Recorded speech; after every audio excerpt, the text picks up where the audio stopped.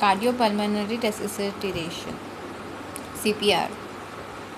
What does CPR stand for? C is equals to cardio, heart, P is equals to pulmonary, lung, and R for resuscitation, to recover. By definition, cardiopulmonary resuscitation is a technique of a basic life support for the purpose of oxygenation to the heart, lungs, and brain until and unless the appropriate medical treatment can come and restore the normal cardiopulmonary function. Cardiopulmonary resuscitation is a series of steps used to establish artificial ventilation and circulation in the patient who is not breathing and has no pulse. Purpose: to restore the cardiopulmonary functioning, to prevent irreversible brain damage from anoxia. Indication: in cardiac arrest, respiratory arrest, and combination of both. Definition of cardiac arrest: it is a loss of cardiac function, breathing, and a loss of consciousness. Causes of cardiac arrest: there are 6H and 4T: hypoxia, hypotension, hypothermia, hypoglycemia, acidosis H+, and hypokalemia, electrolyte disturbance. And T, cardiac tamponade, tension pneumothorax, thromboembolism, pulmonary coronary, and toxicity. Diagnosis of cardiac arrest: blood pressure measurement, taking the pulse on a peripheral artery, auscultation of the cardiac tone, loss of time. Diagnosis of the cardiac arrest trial: loss of consciousness, loss of apical or central pulsation, carotid or femoral, and apnea. How CPR works: the air we breathe in travels to our lungs, where oxygen is picked up by our blood and pumped by the heart to our tissues and organs.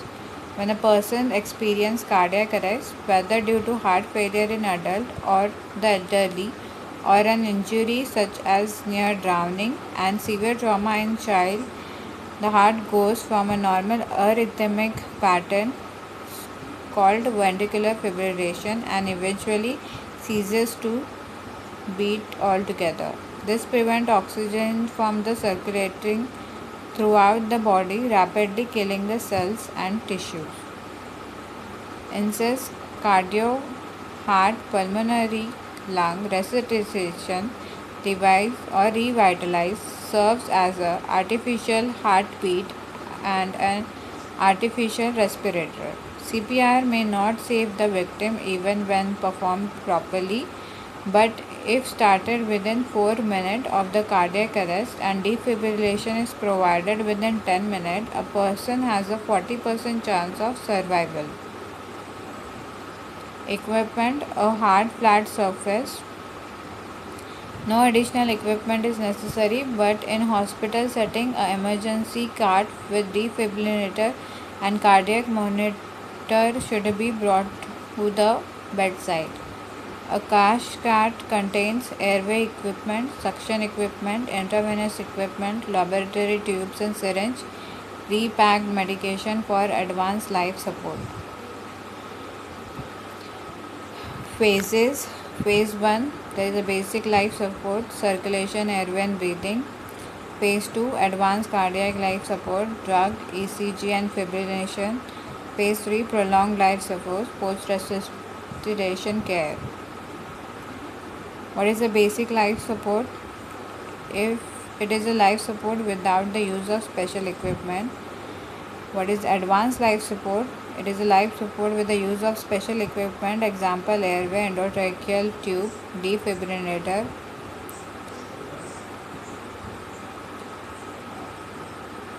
Chain of survival.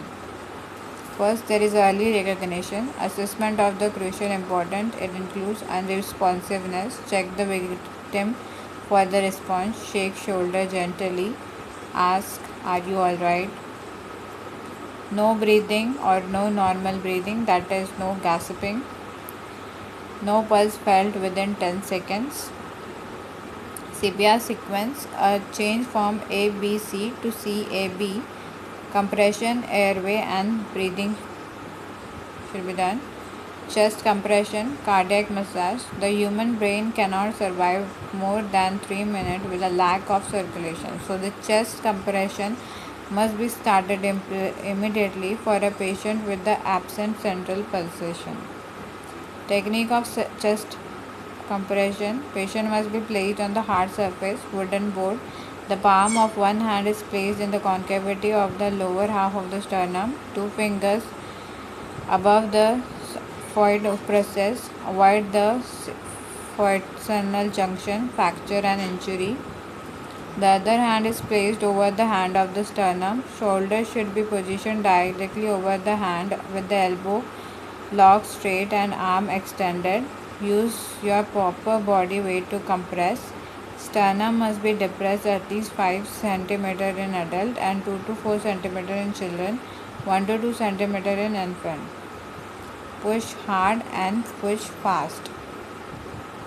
Must be performed at the rate of 100 to 120 per minute. During CPR, the ratio of the chest compression to vitalization should be as follows: single rescuer 30:2. In the presence of two rescuers, chest compression must not be interrupted for ventilation. Chest compression must be continued for 2 minutes before reassessment of the cardiac rhythm. 2 minutes equals to equivalent to 5 cycles, 30:2. Golden rule: ensure high quality chest compression rate, depth and recoil. Planned action before interrupting CPR: minimize the interruption of the chest compression. Early defibrillation of the shockable rhythm. Assessment of the adequacy of the chest compression: systolic BP 60 to 80 mg per Hg, diastolic BP then 40 mg per Hg, COP 30% of the normal. Problems and complications of the chest compression: rib fractures, chest sternum, rib suppression, pneumothorax, hemothorax, lung contusions, liver laceration, fat emboli, HIV, hepatitis infection. Airway: loss of consciousness often result in the airway obstruction due to loss of tone in the muscle of the airway and falling back of the tongue. Clean the airway. Basic technique for airway patency: head tail tilting. One hand is placed on the forehead and the other on the chin, and the head is tilted upward to cause the anterior displacement of the tongue. Jaw thrust. Finger sweep. Sweep out the foreign body into the mouth by the index finger. In unconscious patient only. This is not advised in the conscious or the convulsing patient.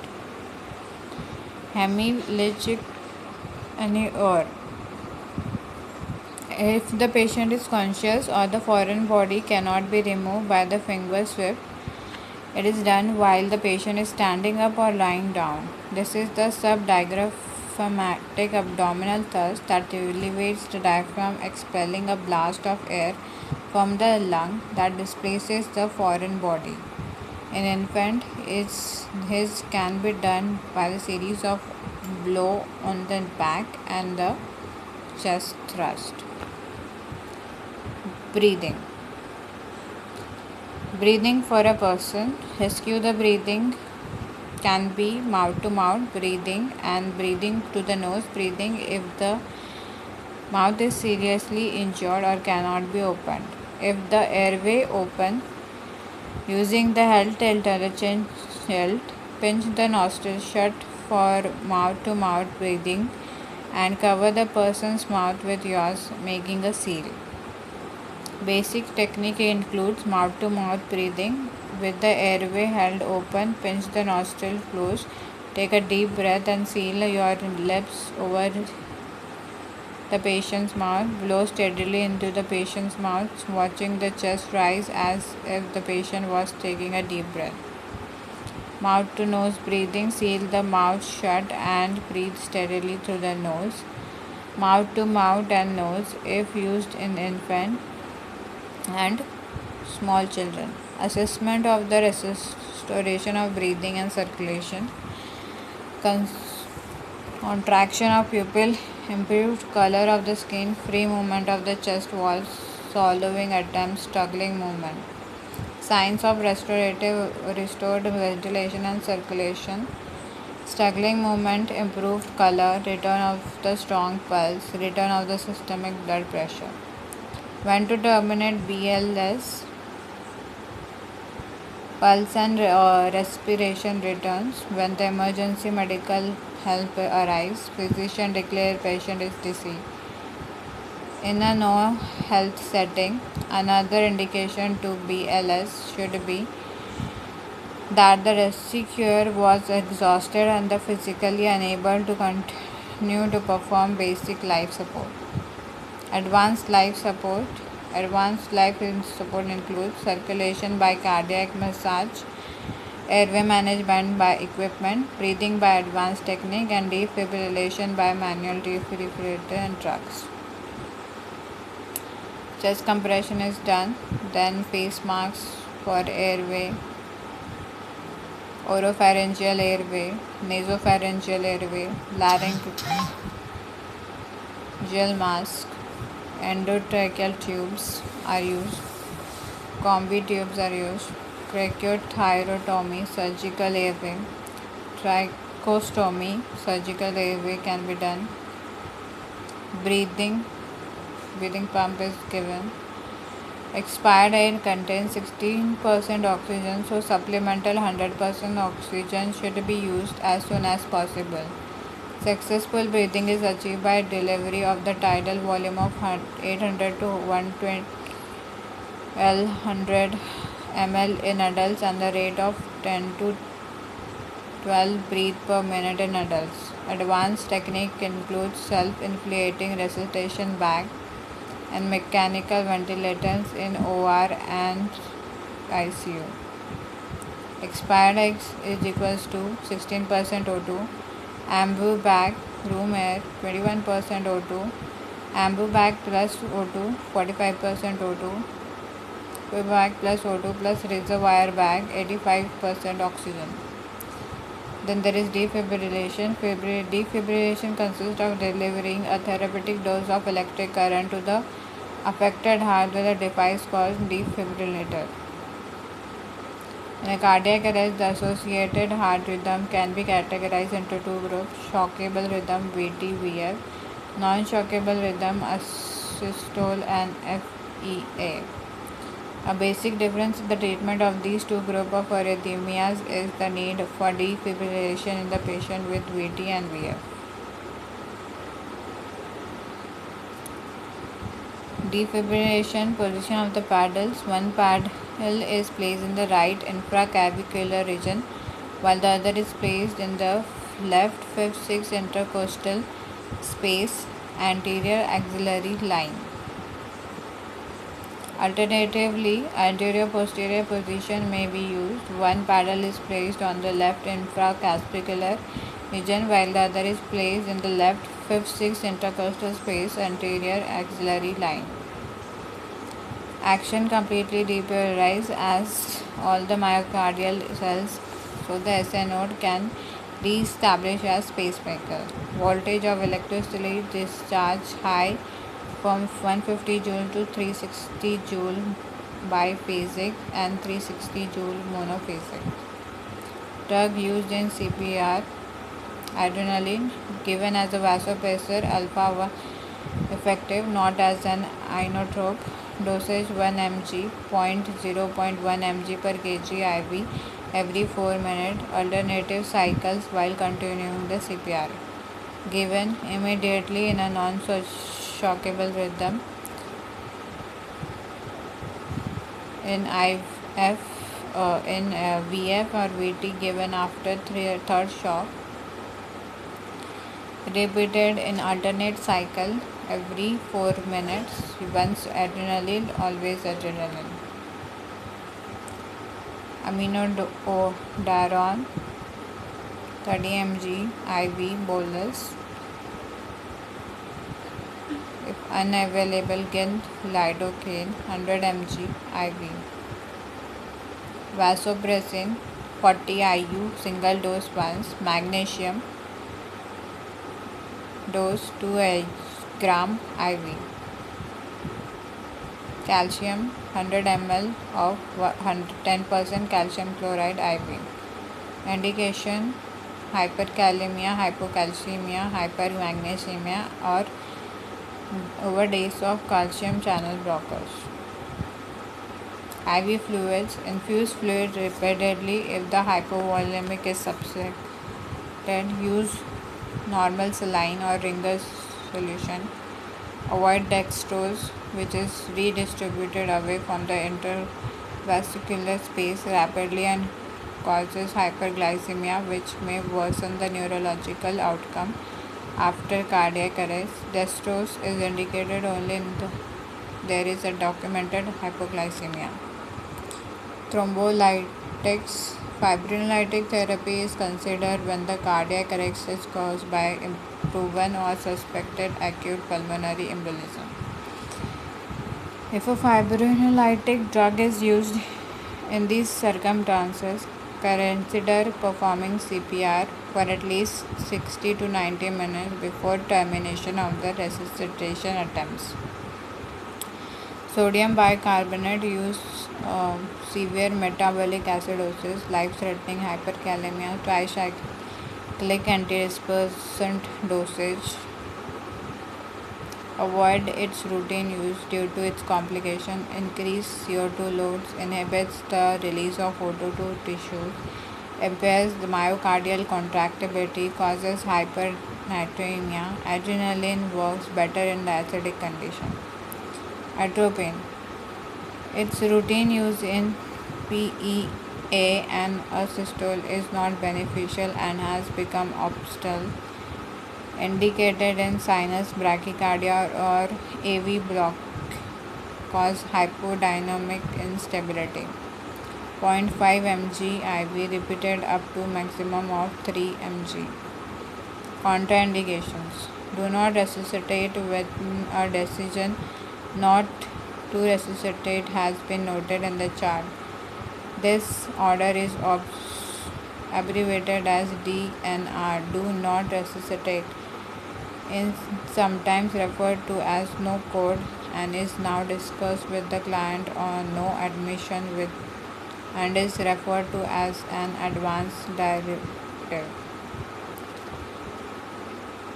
Summary: first is recognition, then is CPR sequence, compression, airway breathing, compression rate 100 per minute, then compression depth, then chest wall recoil, compression interpretations, airway, compression to the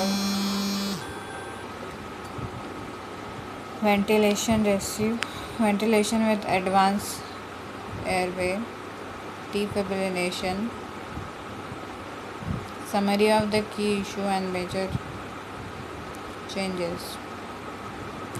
Refinements have made two recommendations for immediate recognition and activation of the emergency response system based on the signs of unresponsiveness, as well as initiation of CPR if the victim is unresponsive with no breathing or no normal breathing.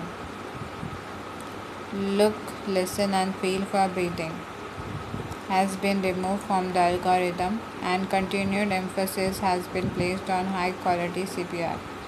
Post-resuscitative care: maintain airway and breathing, check for circulation, disability, optimizing neurological recovery, sedation, control of seizure, temperature control, treatment of hyperpyrexia, hypothermia, and glucose level. Managing the cardiac arrest team. During cardiac arrest, the team leader should allot and assign the various roles and tasks to the team member. Assign one person for each of the following roles: airway management and ventilation, chest compression, IV drug administration, defibrillation, timing and documentation. A person responsible for airway may take turn into the person controlling the chest compression in order to diminish the fatigue and exhaustion.